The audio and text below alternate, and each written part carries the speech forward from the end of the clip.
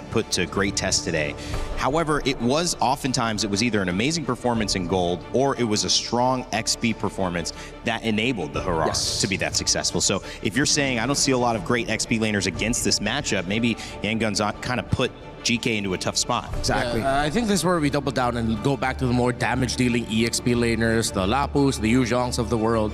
Don't necessarily need to go for some extra sustain because with how squishy the first 3 picks of GK are, you know that anyone that can dive and easily access the backline will tear right through them. Alongside the Atlas, the Fanny's gonna swoop in. So theoretically, just getting an EXP laner with strong dive, strong damage, great crowd control, that should be able to sweep up GK's core, and it'll be up to GK to start packing up the stronger front lines to protect their backline. Is that then also kind of playing into if they end up getting a couple picks on a diving EXP laner and the Gord and the Fanny start to get out of control, does then that whole game plan go to waste? Because then he can't dive and get enough damage on to get the kills, or are you confident that that'll be okay? Oh, it'll be okay. As long as you get that dive right in, then everyone can sweep up for one another. It just overload the damage, overload the aggro, which is what it seems like the meta It's not a tempo thing, I guess, is the question. If it doesn't happen early, can it still happen late? Oh yeah, definitely it can. Now we're on this pick, Yangoj Galacticos. It really seems like with the Alice and the Cho banned out, they really want to set up for those winning lanes again, right? They need the gold and XP to be in a winning matchup for them to enable the Fanny. The Beleric gets picked up. Expected at this point with the Cho and the Atlas taken away. I think we might be seeing a Brody again just to bully the Moskov a bit more and to have that Fanny rotate into that strong side as they may be willing to give Turtle 1 over to GK. Knowing again, Atlas needs level 4 before he's activated. Same goes with Gord. Yeah. And this is where we have to ask the question, right? What XP is safe enough to pick up blind? Because it really seems for GK, with the Beleric pick and the Hirara now, they're going all in on strong side XP. Yeah. And who knows, GK might even end up swapping that Beleric out, but I am leaning more towards the idea, just plop it down in the roam, make it a little bit easier somewhat for your Eudora. You two will struggle, but that's fine. Oh, they still decide to play safe and get the Claude, so at least they have they have another option for main damage if ever the Gord and the Fanny don't work out, but that plays a little bit more later in the game. And there it is, they pick up the Barats. It's not exactly the Lapu or the Yuzhong, but as we've seen it can pretty much do the same thing. Yeah. Not as mobile, but it is still equally annoying, especially since GK, their damage for the Barats comes a little bit later. So GK now, they're setting up for the winning XP pick. All this time, what is it going to be against this Dairoth with so much physical damage already? I don't think it's good to pick up the Dairoth. I think it's a bit too risky. No. CC as well, you can shred the Barrage, you can win out in lane. I don't think I'll That's about it. Yeah, Exborg against the Gord though, you know, your frog armor just gonna get melted down. Yeah, it's too focused on the matchup if you're just thinking of against the Barats. Oh, whoa. It's been a while. Yeah. Hylos. Is that going to go EXP or Roam? It has to go EXP, right? I think it is XP, but you know, we've seen both Beleric and Hylos in XP Rome. Yeah, it looks like it's gonna be Hylo. Yep. Oh, let's see the swap. Let's see the swap. No, I think he just swapped earlier. So Beleric XP for Aizen. Okay, so there you go. They still do end up committing the possibility of the Beleric going EXP, and then Hylos and Rome. Interesting choices. I don't know. I just like the damage a little bit more from Yangon. Agreed. So Yangon maybe getting the damage, and we'll see if they can keep the tempo and set up for a win. This one is set to be a good one. So let's get it over to our casters right away to kick off our first game of our final series of the day. Our fourth series is going to be epic. We see the draft, the team fight composition opting to go for safer options rather than the high risk, high reward in the damage for the EXP. We're going to jump right into this because Yangoj Galacticos are looking for a series win. And the same can be said about Geekay. Question is, which side is it really going to come from? Well, Yangon definitely get a little bit of a power card here. The Fanny finally slips through. Geekay, on the other hand, pick this bulky front line, the Beleric, the Hylos, and then you do get the Moskov, which can do well against this Fanny. You do have answers to the trump card.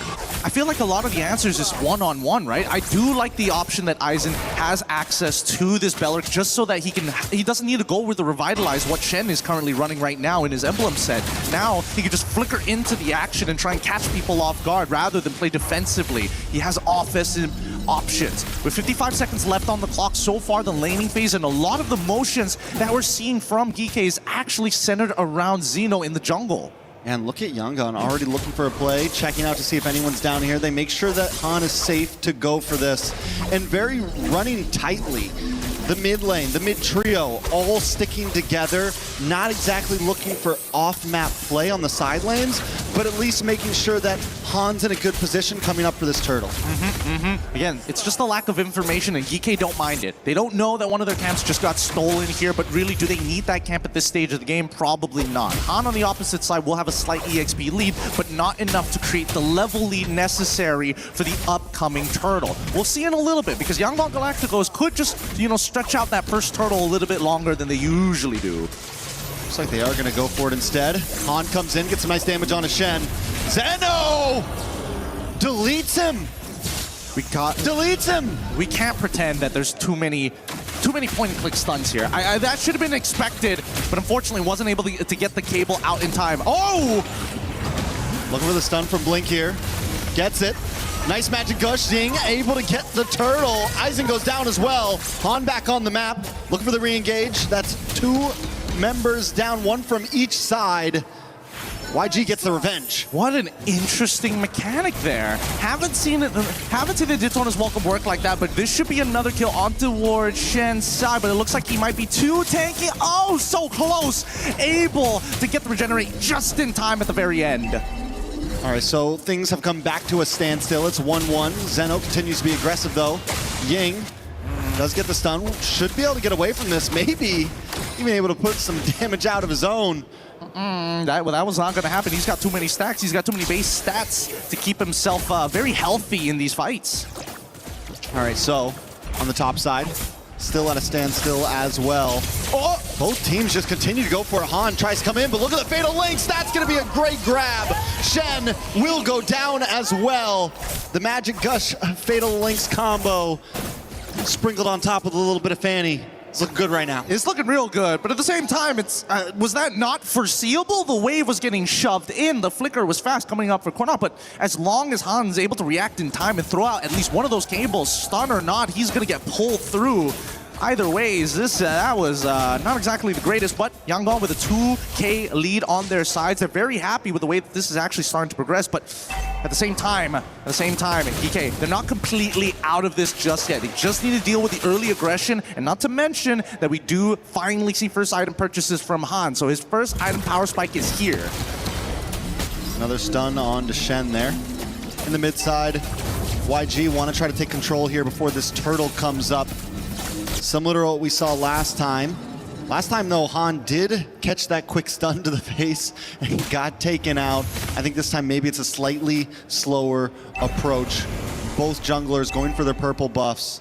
Geekay will be here first. The Heptaseas is going to be really, really important, especially on the squishier targets. Han ideally wants to find his priority, and Blink is going to open up the map first, targeting towards Shen's side, allowing Ying to start fighting for this space.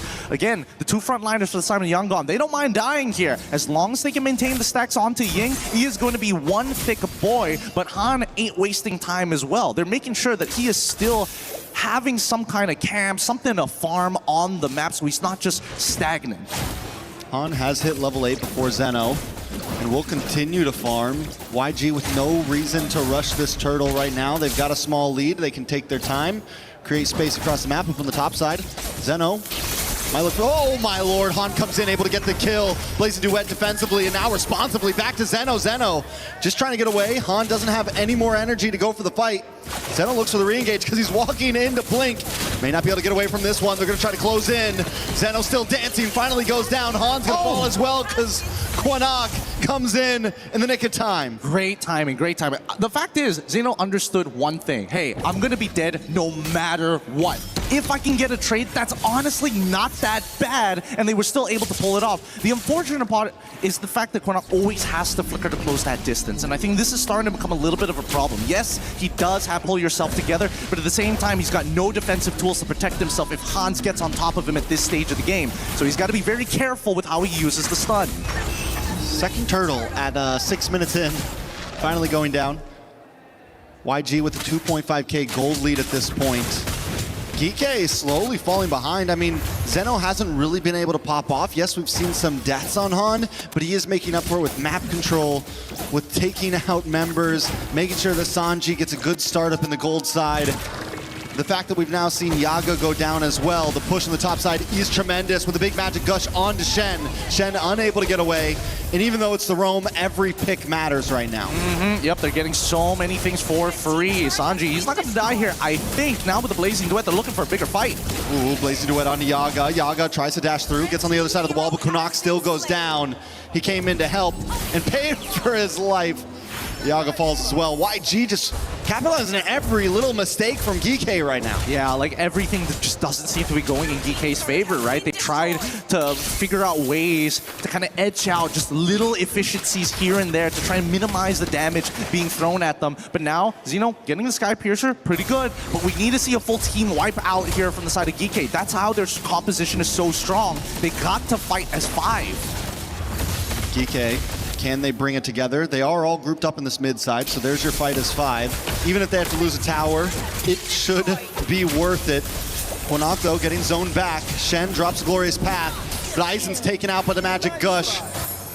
And YG continue just piece by piece dismantling Geekay. Yep, at this stage with the lead that they have, YG understand one thing. Take away their front lines if they got nothing left. They just want to break this mid-tier 1, and they're going to force it.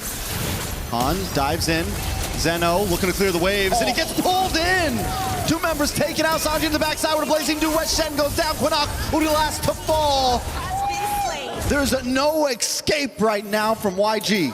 The Yangoj Galacticos, they're making sure that they're going to repeat a process that we've already been seeing consistently throughout today. Give us a little bit of a lead, and we're going to run away with it. If you're not going to respond and play for only team fights, we're going to cut your front line down. No matter where you go, the paper cuts keep surmounting until it's a gushing wound. A wide open one as well. Because this combination, they could see everything. Oh, you're going to back up? All right, you're going to flicker forward? No problem. Constant punishes from YG. So now with the mid-tier 3 down in the mid side, Lord falls as well. YG, I mean, they could try to go for a full inhibitor here at this point, especially if they take this tier 2 on the bot side, are able to push a cannon minion in to trip this holy defense. It's going to be huge for YG on this next push. The delayed Lord coming out of the next wave. They weren't able to get the holy defense, so that is one small bonus in all the doom with Geekay Esports, and down goes another one. Shen, oh my god, they jump in and both of them get pulled back. Aizen now will bite the bullet as well, as Han pops a cutthroat, a Blazing Duet onto multiple members. Yaga, Quinnock, Zeno, there's just no escape. Geekay Esports, they're getting dragged against the ground right now. They're just making the wrong decisions here. Like, they see the opportunity, but they're not thinking a little bit about the position that they're currently in. The lack of awareness is starting to hurt them at this point, on top of the fact that they have just a huge economic lead for the side of Yangoj Galacticos. They're going to siege them underneath inhibitors.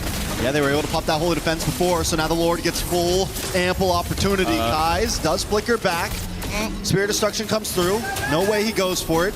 Han will catch a stun to the face. They're going to move back on over to this purple, and then look for the re-engage, get the stun, and in comes Shen to his death. A Blazing Duet from Sanji, and into the backside they go. A beautiful Tona's welcome. The tower falls, and YG want to try to end things here. They're going to lock on to the base, and Zeno can do nothing on his own. YG take game 1. Oh my goodness, 9 minutes, 59 seconds. I'm